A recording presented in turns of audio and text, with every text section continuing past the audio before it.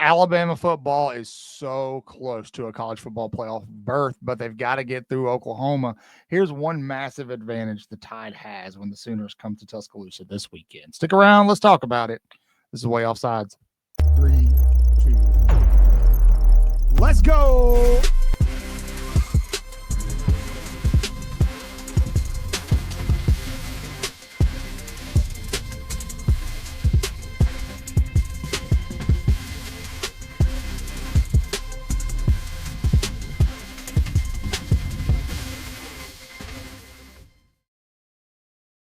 Hey, good morning, good evening, good afternoon, whatever the case may be. Welcome into Way Offsides, your favorite Alabama talk here on YouTube.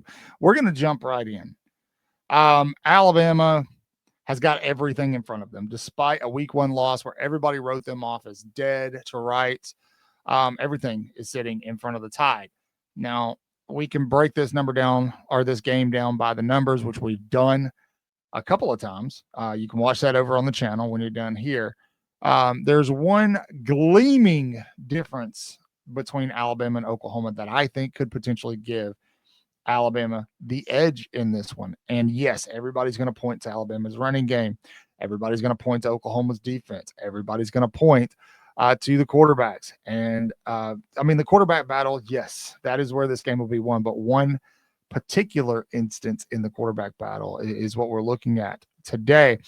And as the Tide looks to flex its muscle to finish this thing out strong, it knows that it has some wiggle room, right? Alabama can lose a game and still make the college football playoff, SEC championship or not.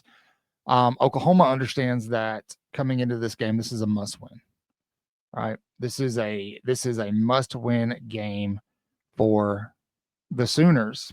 If they do not win this game, they are out. It's an elimination game, essentially.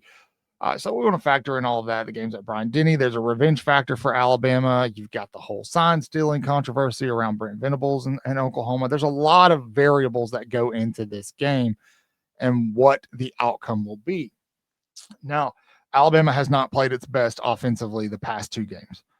They looked like everything was clicking. They were going full speed during that grueling 4-week stretch.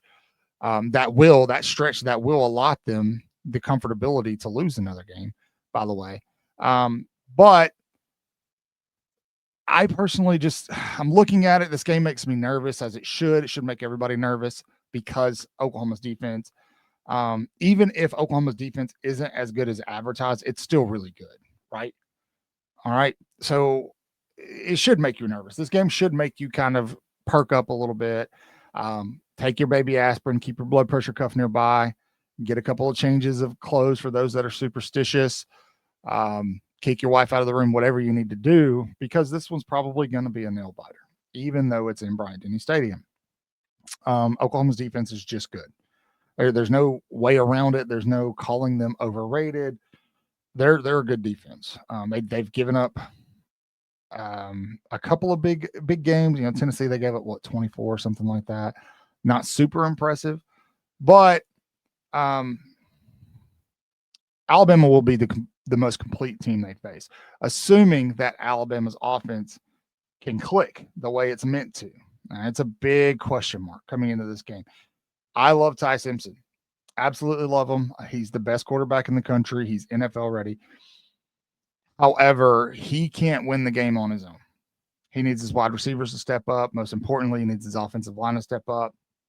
If the running backs aren't going to be able to run the ball, they at least need to be able to pass block and give him time. If they can do that, I see Alabama being able to kind of dink and dunk on this defense, who traditionally plays a lot of zone, but I would not be surprised if they get some man looks, if Alabama gets some man looks from Oklahoma, because Ty Simpson has, I don't want to say struggled, but he hasn't looked his best against man coverage.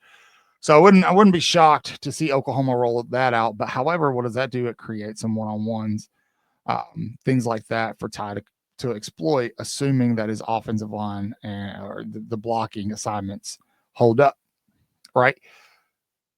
Now, all of that plays into another very, very important variable that I think we need to look at in this game to help determine what we think is going to happen. I'll give it to you.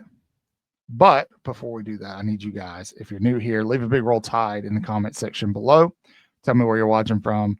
Subscribe to the channel. Super simple. It takes only a second.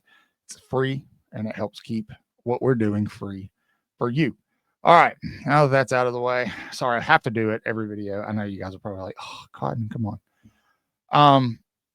The variable's turnovers. All right. Alabama's defense right now is forcing turnovers. Alabama's defense is playing with its hair on fire. They are growing into who we thought they were going to be in live action game scenarios. That linebacking core might be one of the most improved units in all of college football, and there's still room to grow. The secondary is pretty solid, even with a true freshman over at corner and Dijon Lee, and the pass rush. I'll say this: watching, and I know LSU doesn't have a great offensive line. I understand that, but watching Alabama be able to get pressure on Garrett Nussmeier rushing 3 last week made my heart happy, because it just further solidified that Alabama's pass rush. Yes, they played a couple of sketchy offensive lines, but you can tell that they are overall getting better. Right now, what does a pass rush do to a quarterback? Well, a pass rush that puts pressure on a quarterback forces them into making decisions they're not ready to make, right? And when that happens, all right, what you see is turnovers. Well, Alabama right now is, I think, like number 5 in the country in turnover margin at plus 11. Plus 11. Who's turned the ball over the most for Alabama the past 3 weeks? Ty Simpson has, but not through the air. All right, it's happened on strip sack type plays.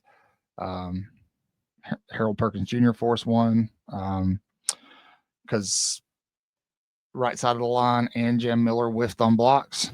Alabama obviously can't do that in this game. They're not going to be able to do that in this game, because this game could don't sleep on Oklahoma's offense. John Mateer is nowhere near as good as Ty Simpson. Their wide receiving core is nowhere near as good as Alabama's, but I think their offensive line plays more consistently than Alabama's does. Now, I wouldn't be surprised to watch Alabama's offensive line come out. This is a huge game. They know it. They tend to play up in games like this. We saw that when they went to Georgia. We saw that when Georgia came to Tuscaloosa last year. So I wouldn't be surprised to watch Alabama's line completely just stifle Oklahoma's pass rush. I also wouldn't be surprised to see Ty Simpson throwing for his life under pressure the entire game. He was last week at home against LSU, who was no slouch in the pass rushing department. Don't get it twisted. LSU's defense is really, really good.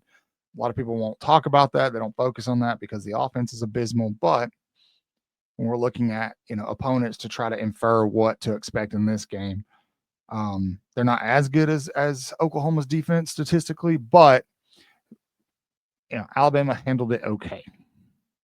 Would have liked them to see more points, and I think Alabama left probably 14 to 17 points on the field.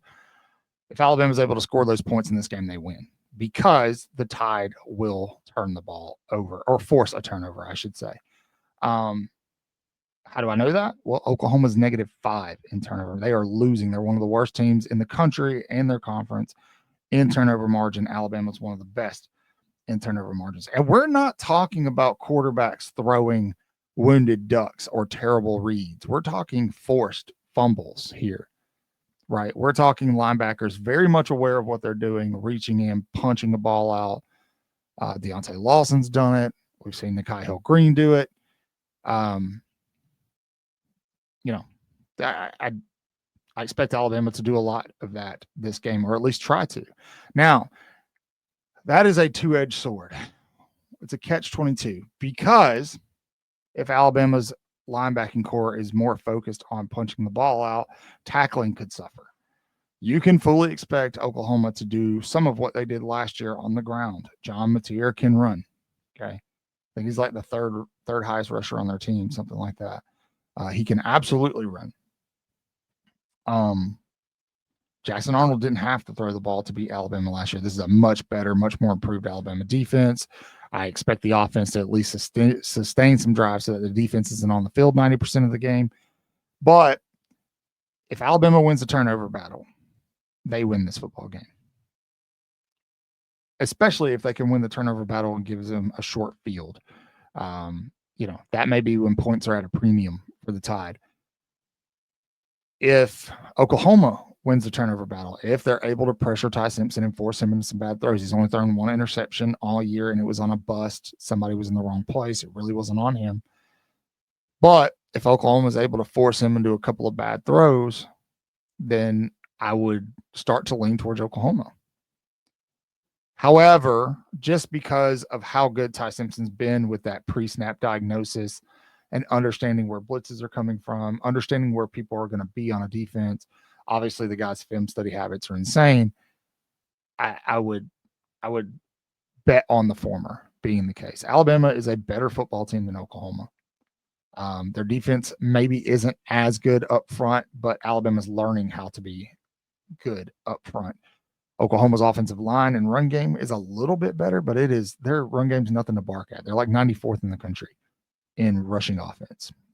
So Alabama's got a big opportunity here to roll into T-Town, their home, and go ahead and get that lick back on the Sooners, and they can start focusing on Eastern Illinois and Auburn, right? And potentially an SEC championship, but definitely a college football playoff.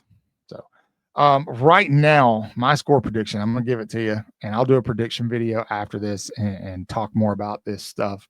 So be sure you're watching that. You can subscribe to the channel, hit the notification bell, and you won't miss it. But my score prediction right now is 24-17 Alabama. Tell me yours in the comment section below. Thanks for sticking around with me. You guys are the best. As always, say your prayers, read your Bibles, wash your hands, horns down. What do they say? Never mind. That's Texas A&M. Say your prayers, read your Bibles, wash your hands. Beat Auburn and LSU and Tennessee too. Roll Tide.